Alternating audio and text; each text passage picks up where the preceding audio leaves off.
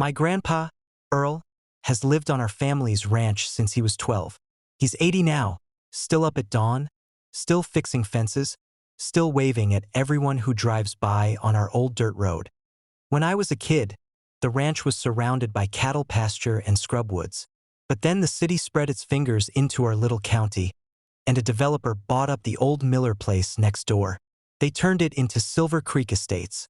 Fancy name for 30 cookie-cutter houses stacked on quarter-acre lots with a shiny new HOA. At first, Grandpa didn't care. The new neighbors were polite enough, and he figured they'd keep to their side of the fence. But then the HOA got a new president, Linda, or as the whole county now calls her, HOA Karen. Linda decided Grandpa's ranch was an eyesore.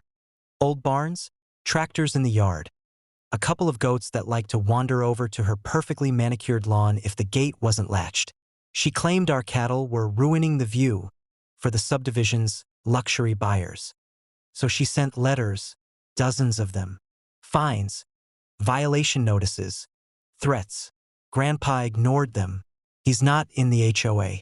He's never been in the HOA. Our land's been deeded since 1903, long before Linda and her fancy HOA ever existed. Then one morning, I came over and found Grandpa sitting on the porch with a legal notice in his hand.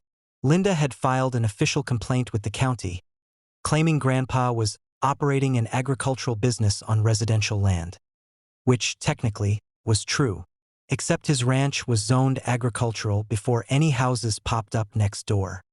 She wanted him evicted for non-compliance with community standards. Grandpa just sipped his coffee, muttered, "Well, I guess she wants a fight," and started making phone calls. I thought he'd get a lawyer. But no, Grandpa's a little more creative than that.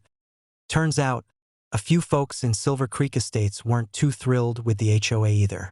Between Linda's fines for wrong grass height and improper mailbox colors, a handful of families were ready to pack up, and Grandpa, who's been saving every penny since Grandma passed, saw an opportunity.